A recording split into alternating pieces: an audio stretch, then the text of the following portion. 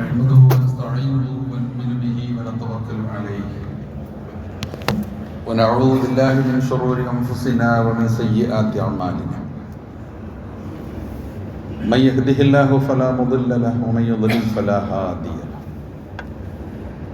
وأشهد أن لا إله إلا الله وحده لا شريك له وأشهد أن محمدا عبده ورسوله أرسله بالهدى ودين الحق ليظهره على الدين كله ولو كره المشركون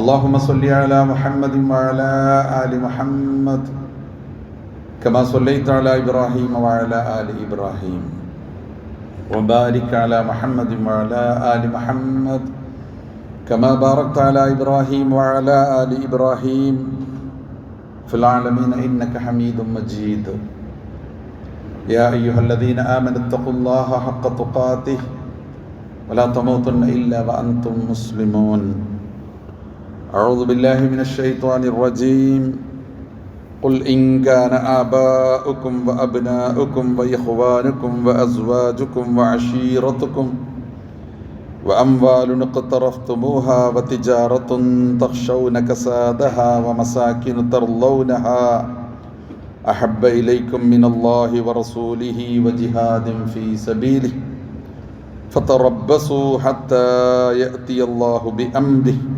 والله لا يهدي القوم الفاسقين. ബഹുമാന്യ സഹോദരന്മാരെ, സഹോദരികളെ,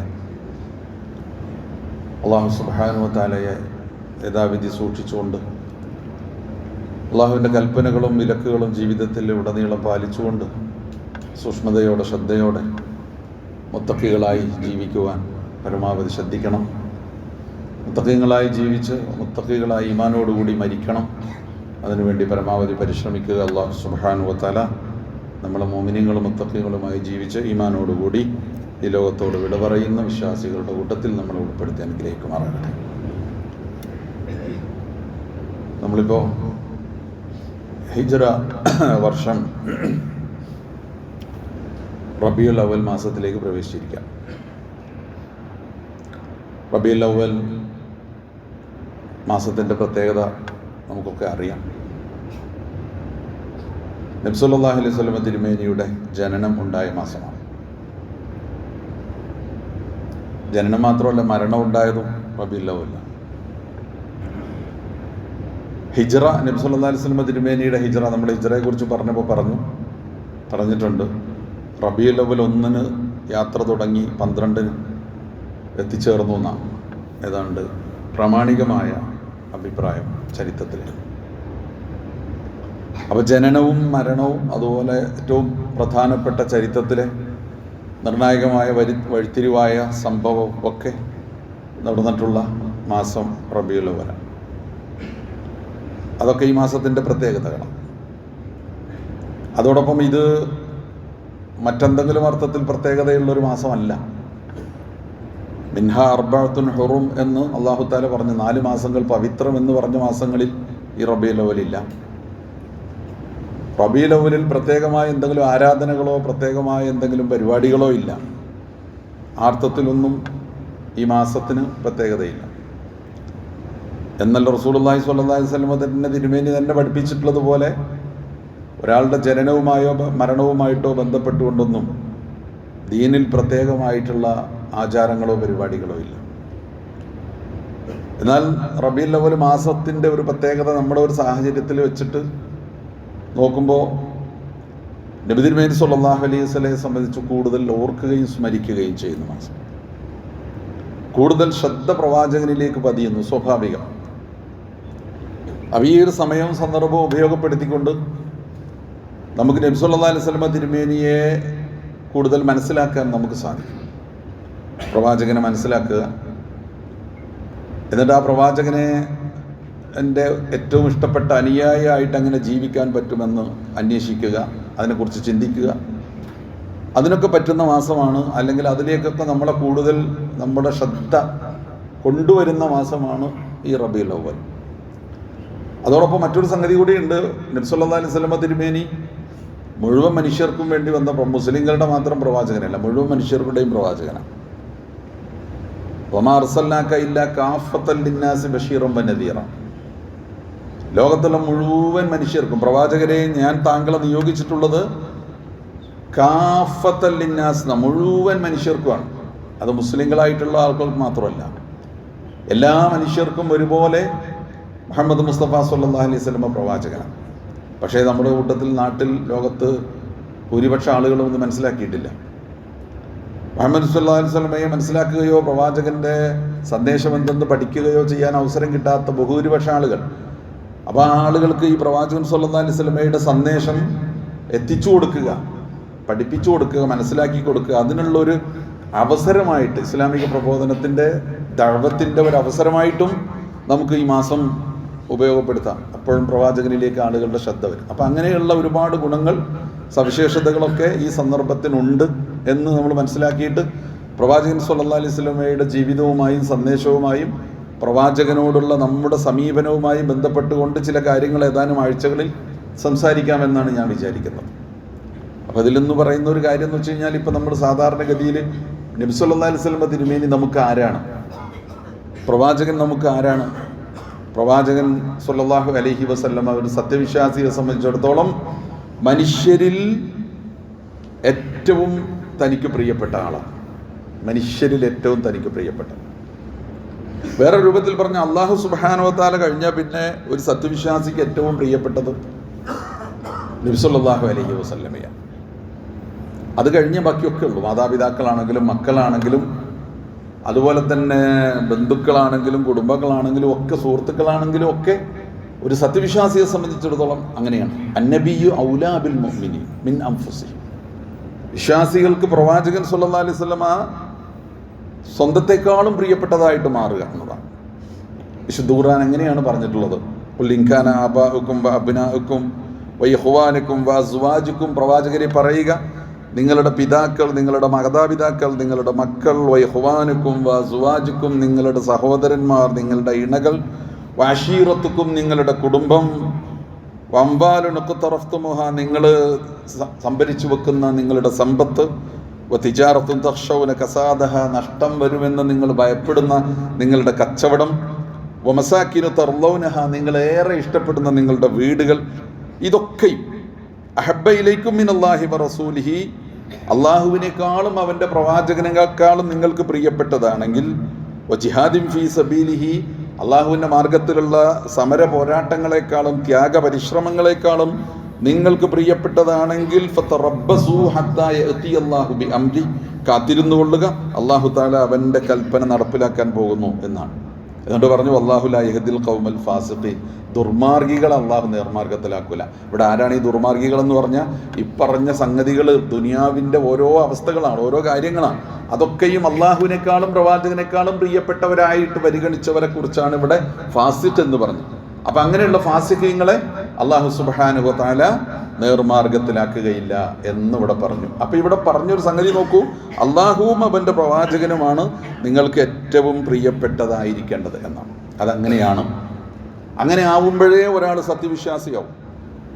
ഒരാൾ വിശ്വാസിയാകണമെങ്കിൽ അങ്ങനെയാണ്. ലാ യുഅ്മിനു അഹദുക്കും, നിങ്ങളൊരാൾ വിശ്വാസി ആവുകയില്ല, ഹത്താ അകൂന അഹബ്ബ ഇലൈഹി, ഞാൻ അവന് പ്രിയപ്പെട്ടവനായി തീരുന്നത് വരെ, മിൻ വലദിഹി വവാലിദിഹി വന്നാസി അജ്മഈൻ, അവൻ്റെ മക്കളെക്കാൾ, അവൻ്റെ മാതാപിതാക്കളെക്കാൾ, മറ്റു മനുഷ്യരെക്കാളൊക്കെ ഞാൻ അവന് പ്രിയപ്പെട്ടവനും എന്നെ അവൻ സ്നേഹിക്കുന്നവനുമായിരിക്കുന്നത് വരെ. കാരണം അള്ളാഹുവിൻ്റെ റസൂലിനെ സ്നേഹിക്കുക എന്നത് അള്ളാഹുവിലേക്കുള്ള വഴിയാണ്.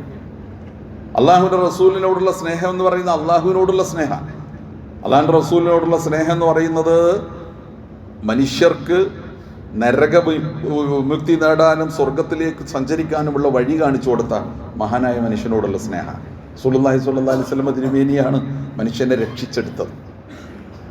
അല്ലാഹു സുബ്ഹാനഹു വ തആല പ്രവാചകനെ കുറിച്ച് പറഞ്ഞിടത്തൊക്കെ അങ്ങനെ പറഞ്ഞിട്ടുണ്ട്, നിങ്ങളെ രക്ഷിച്ചെടുക്കാൻ വേണ്ടി വന്ന, നിങ്ങൾ ഏതൊക്കെ ജാഹിലിയത്തിലായിരുന്നു, നിങ്ങൾ എന്തെല്ലാം തെറ്റായ ആചാരങ്ങളിൽ, സമ്പ്രദായങ്ങളിൽ, വിശ്വാസങ്ങളിൽ, വേണ്ടാധീനങ്ങളിൽ സ്വയം തകർന്നു പോയിക്കൊണ്ടിരിക്കുന്ന, നശിച്ചുകൊണ്ടിരുന്ന സമൂഹമാണ്. അങ്ങനെയുള്ള നിങ്ങളെ അള്ളാഹുവിൻ്റെ പ്രവാചകൻ വന്ന് വീണ്ടെടുത്തു. അപ്പം നമ്മളെ രക്ഷിച്ചെടുത്താൽ ആ രക്ഷിച്ചെടുത്ത ആളോട് നമുക്കൊരു സ്നേഹം ഉണ്ടാവില്ലേ? ആ രക്ഷിച്ചെടുത്ത ആൾ നമുക്ക് പ്രിയപ്പെട്ടവനാവില്ലേ? അങ്ങനെയാണ് സത്യവിശ്വാസികളെ സംബന്ധിച്ചിടത്തോളം റസൂലുള്ളാഹി സ്വല്ലല്ലാഹി അലൈഹി വസല്ലമ അവർക്ക് പ്രിയപ്പെട്ടവനാകുന്നത്. ഇത് നമ്മുടെ ഒരു കാര്യം മാത്രമല്ല, ഇതിങ്ങനെ നബി സല്ലല്ലാഹു അലൈഹി വസല്ലമയുടെ കാലം മുതൽ ഇങ്ങനെ അങ്ങനെയാണ്. സ്വഹാബികൾ നബി സല്ലല്ലാഹു അലൈഹി വസല്ലമ തിരുമേനി എത്ര സ്നേഹിച്ചു എന്നറിയും, എത്രത്തോളം സ്നേഹിച്ചിരുന്നു ചരിത്രത്തിലേക്ക് നോക്കുക. അവരെക്കാളും അവർ പ്രിയപ്പെട്ടതുമായിട്ട് അള്ളാഹിൻ്റെ റസൂലിനെ കണ്ടു.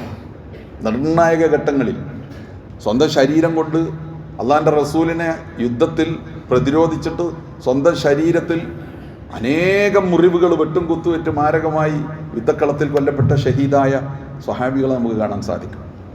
സ്വന്തത്തെക്കാൾ ഉഹദ് യുദ്ധത്തിലാണ് ഒരു വലിയ പരീക്ഷണം ഉണ്ടായത്, നമുക്കറിയല്ലോ.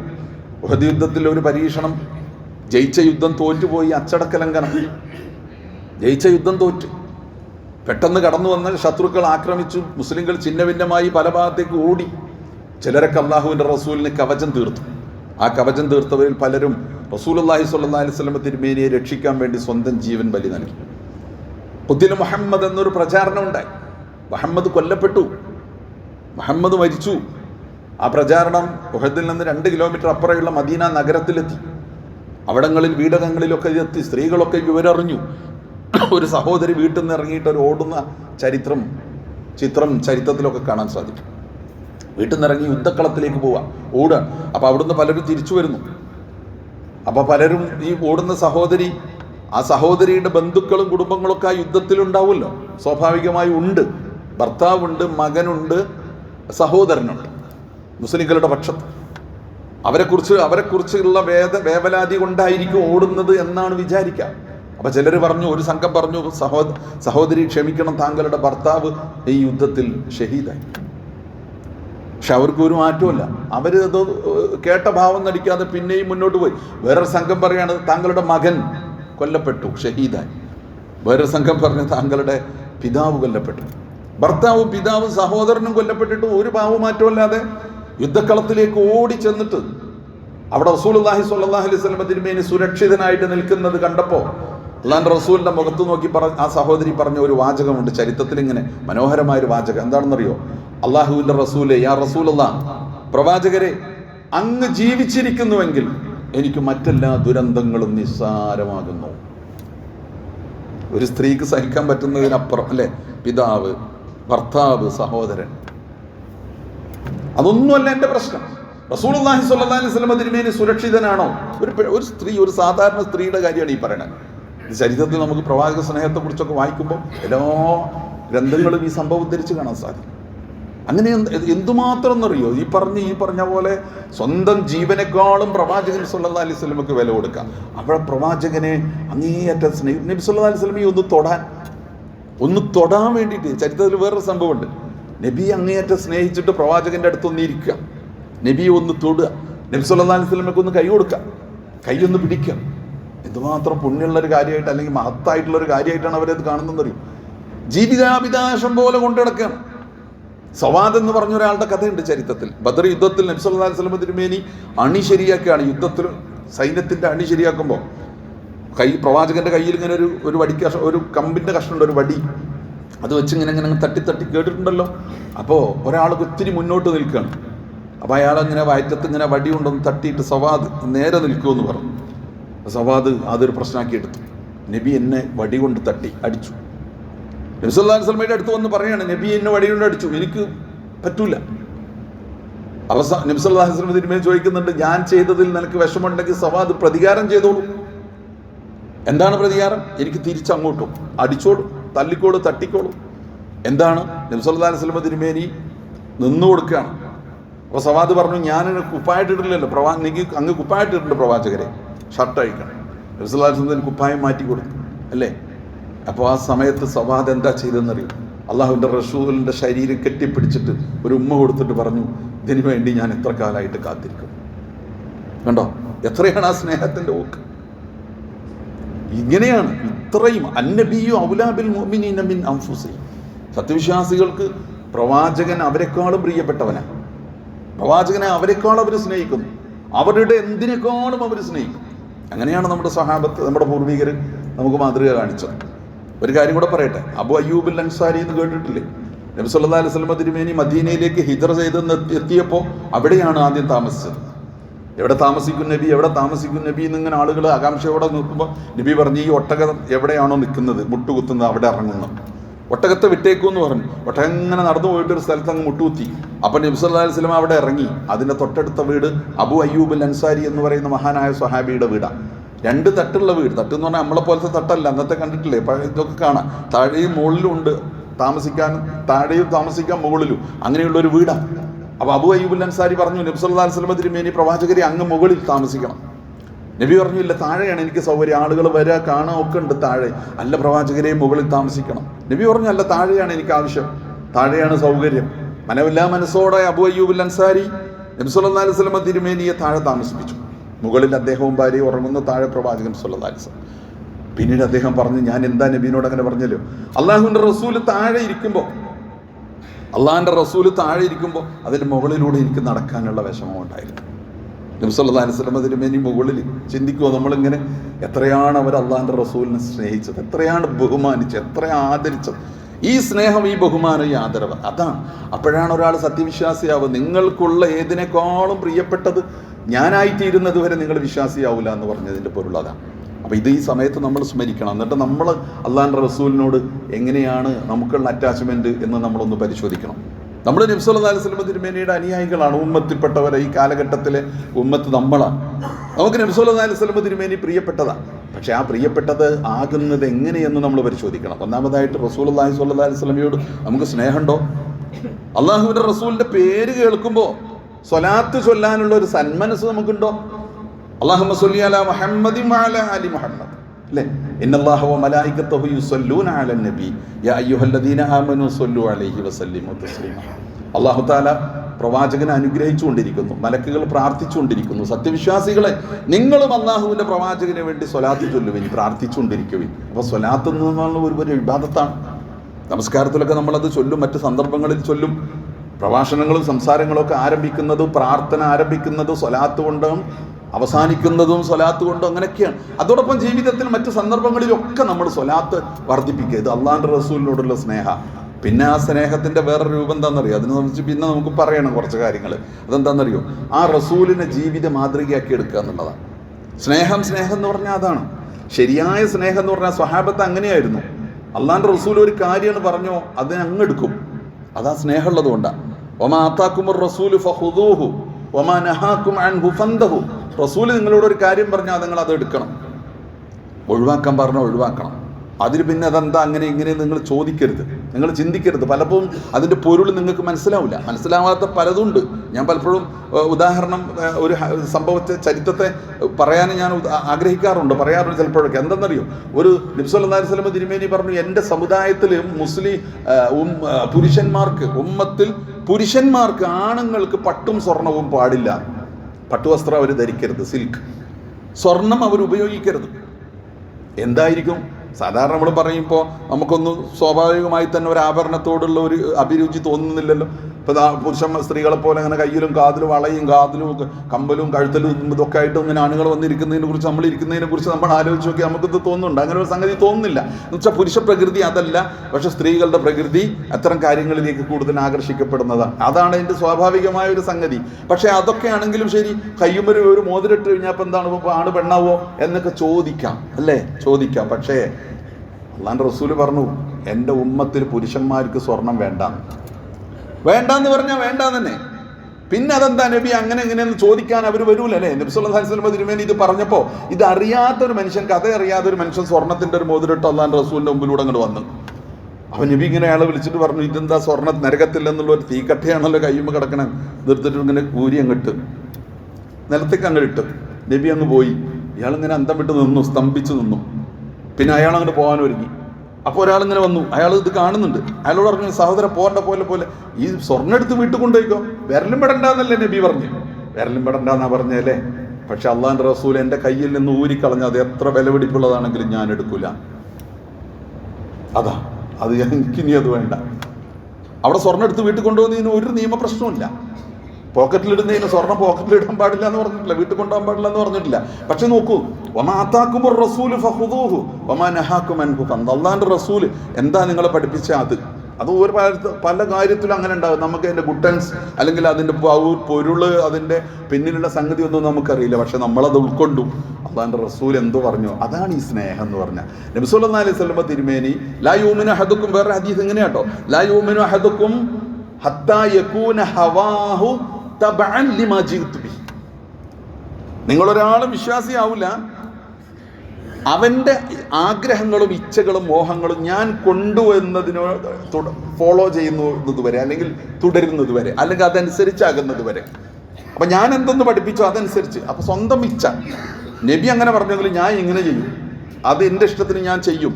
ഇസ്ലാം എങ്ങനെയാണ്, ഖുർആൻ എങ്ങനെ, പ്രവാചകൻ എങ്ങനെ, അതല്ല ഞാൻ ഇങ്ങനെയാണ് എന്ന് തീരുമാനിച്ചുവെങ്കിൽ നമ്മൾ അള്ളാഹിൻ്റെ റസൂലിനെ ഫോളോ ചെയ്യുന്നവരല്ല, നമ്മൾ പിൻപറ്റുന്നവരല്ല. അതാണ് സ്നേഹം എന്ന് പറയുന്നത്, ആ പിൻപറ്റുക.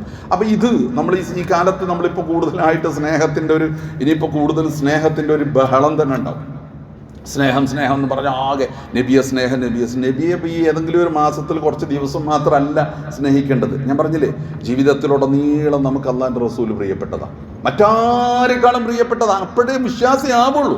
അതിന് ഏതാനും ദിവസങ്ങൾ, ആ ദിവസത്തെ കുറച്ച് തിരക്കും ബഹളവും കാര്യങ്ങളും, അത് പോയിട്ട് എവിടെ എത്തിയിരിക്കുന്നതെന്നറിയാം. നമ്മൾ സമൂഹത്തിൽ ഇപ്പോൾ കണ്ടുകൊണ്ടിരിക്കുന്ന പല പല പരിപാടികൾ അല്ലേ, എന്താ പറയുക, DJ പരിപാടികൾ, ചില കഴിഞ്ഞ കൊല്ലമൊക്കെ കണ്ടു, ചില നബിദിന ആഘോഷ പരിപാടികൾ എന്നൊക്കെ പറഞ്ഞ് പ്രത്യേകമായി ചെറുപ്പക്കാർ വേഷമൊക്കെ കെട്ടിയിട്ട്, ഇതെന്താണ് ഒരു തെരഞ്ഞെടുപ്പ് പിന്നെ റാലി, ജയിച്ചു കഴിഞ്ഞ റാലിയെ പോലെ, അല്ലെങ്കിൽ ഒരു ആഹ്ലാദ പ്രകടനം പോലെ പ്രത്യേക ആക്ഷനും പാട്ടും പാടും പരിപാടിയൊക്കെ ആയിട്ട് നബിയോടുള്ള സ്നേഹം. അതെന്ത് സ്നേഹം? ഇങ്ങനെ എന്ത് സ്നേഹം കാണിക്കാം? അല്ലെങ്കിൽ വേറെ ഒരു സംഗതി, എന്താ പറയുക, ഉണ്ണി മുഹമ്മദ്, ഉണ്ണി യേശു എന്നൊക്കെ കേട്ടില്ലേ, പുൽക്കൂട് ഒക്കെ ഉണ്ടാക്കുക, നബി ജനിച്ച് കേക്ക് മുറിക്കുക. ഞാൻ കണ്ട് കേക്ക് മുറിക്കിട്ട് സല്ലല്ലാഹു അലാ മുഹമ്മദ് എന്നൊക്കെ പറഞ്ഞു, ഹാപ്പി ബർത്ത്ഡേ ടു യു എന്നൊക്കെ പറഞ്ഞു, ടു മുഹമ്മദ് സല്ലല്ലാഹു അലൈഹി വസല്ലം എന്നൊക്കെ പറഞ്ഞ് കേക്ക് മുറിക്കുക. ഇങ്ങനെയുള്ള പരിപാടി പുതിയത് ഇങ്ങനെ ആലോചിച്ചുകൊണ്ടിരിക്കുക. സ്നേഹം പ്രകടിപ്പിച്ച്, സ്നേഹം കണ്ട് മൂത്തിട്ട് അക്കാലം വരെ അതിനിടക്ക് അള്ളാഹുവിൻ്റെ റസൂല് പറഞ്ഞത് സകലമാന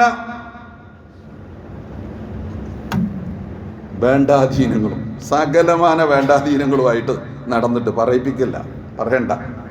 ഇത് മുഴുവൻ കൊണ്ട് നടന്നിട്ട് അവസാനം ഒരു ദിവസം കൊണ്ട് വന്ന് അള്ളാഹിൻ്റെ റസൂൽ ഞാൻ ഭയങ്കര സ്നേഹം, റോഡൊക്കെ ബ്ലോക്കാക്കിയിട്ട് ബഹളം വെച്ച് ശബ്ദം ഉണ്ടാക്കിയിട്ട് രാവും പകലും രാത്രി പട്ടപ്പാതിരക്ക് 12 മണിക്കാണ് പാതിരക്കാത്തരേ നബി സല്ലല്ലാഹു അലൈഹി വസല്ലം ജനിച്ചു എന്ന് പറഞ്ഞ് മൈക്ക് ഓൺ ചെയ്തിട്ട് ആ നാട്ടിലുള്ള മനുഷ്യനൊന്നും ഉറങ്ങാൻ സമ്മതിക്കാതെ, മുസ്ലിങ്ങൾ മാത്രമായിരിക്കുമോ, അത് ഒരു ദിവസമല്ല 30 ദിവസം നടക്കുന്ന സ്ഥലങ്ങളുണ്ടെന്ന. ഇത് എന്താ പറയുക, ഇങ്ങനെ ഒരു തരം കാട്ടിക്കൂട്ടൽ.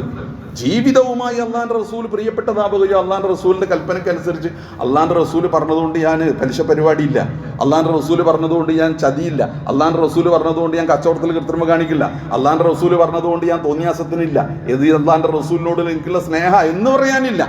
അതൊക്കെ ഒരു ഭാഗത്ത് നടക്കുകയും ഒരു പ്രത്യേക ദിവസം അതങ്ങനെ ഇതിന് ഒക്കെ ഒരു എന്താ പറയുക, ഇതിനിങ്ങനെ അനുകൂലമായ സാഹചര്യം ഒരുക്കി കൊടുക്കുന്ന, നമ്മൾ കുറച്ച് മുമ്പ് പറഞ്ഞിട്ടുണ്ട്, അതായത് പണ്ഡിത പുരോഹിതന്മാരിൽ യാ അയ്യുഹല്ലദീന ആമനൂ ഇന്ന കസീറൻ മിനൽ അഹ്ബാരി വർ-റുഹ്ബാനി ലയകുലൂന അംവാലൻ നാസി ബിൽ ബാത്തിൽ വയസുദ്ദൂന അൻ സബീലില്ലാഹ്.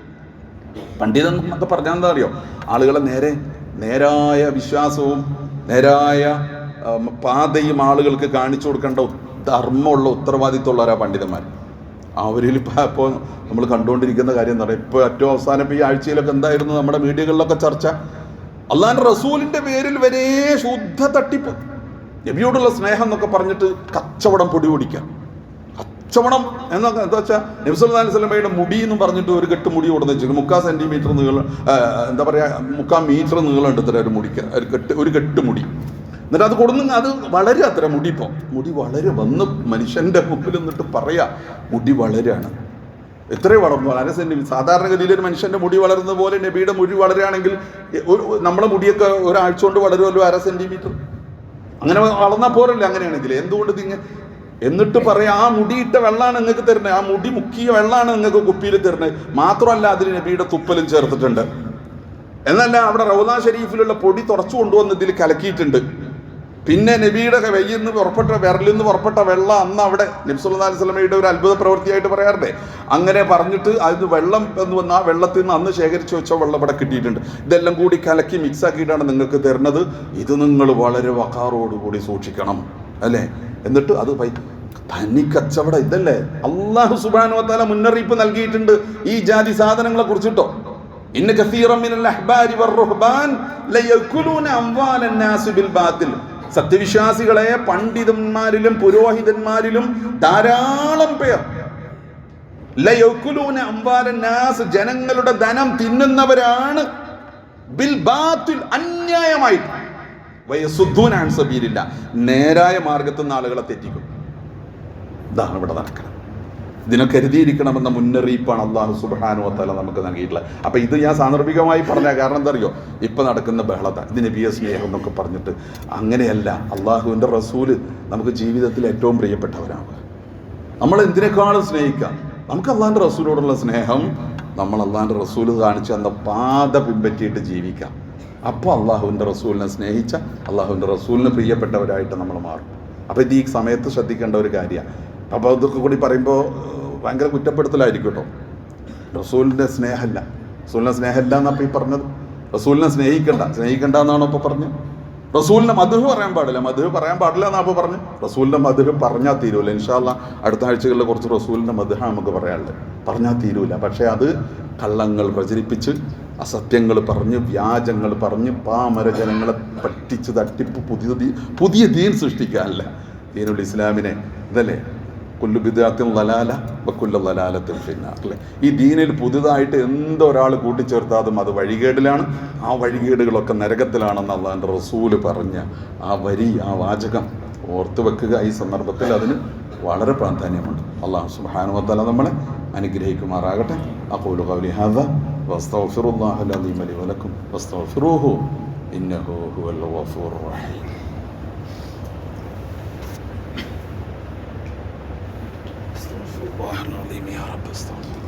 الحمد لله الذي هدانا لهذا وما كنا لنهتدي لولا أن هدانا الله اللهم صل على محمد وعلى آل محمد أيها المؤمنون أوصيكم عباد الله وإياي ثانيا بتقوى الله.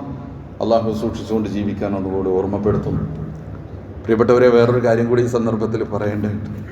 എന്താണെന്നറിയാം, നമ്മുടെ നാട്ടിൽ ഇപ്പോൾ നമ്മുടെ കേരളത്തിലെ ഒരു ദേശീയ ഉത്സവമായിട്ട് പരിഗണിക്കപ്പെടുന്ന ഓണം ആഘോഷം, അതിൻ്റെ സമയമാണിപ്പോൾ.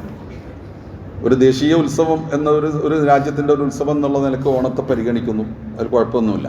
അല്ല, ഓണം എന്ന് പറയുന്നത് ഒരു വിളവെടുപ്പുത്സവമാണ്. അത് അതിൻ്റെ ആ ഒരു ഇതൊക്കെ വെച്ചിട്ട് അങ്ങനെ കൊയ്ത്തുത്സവം, വിളവെടുപ്പുത്സവം ഒക്കെ ആയിട്ടാണ്. അതിനും കുഴപ്പമില്ല. ഇനി ഓണം എന്ന് പറഞ്ഞു കഴിഞ്ഞാൽ അതൊരു നമ്മുടെ സഹോദരന്മാരുടെ ഒരു മതവിഭാഗത്തിൻ്റെ വിശ്വാസവുമായി ബന്ധപ്പെട്ട് നമ്മൾ ഓണത്തിൻ്റെ ഒരു സാമാന്യ ചരിത്രം, അതിലൊരു ഐതിഹ്യം, ചരിത്രമല്ല ഒരു ഐതിഹ്യം നമ്മൾക്ക് അറിയാലോ.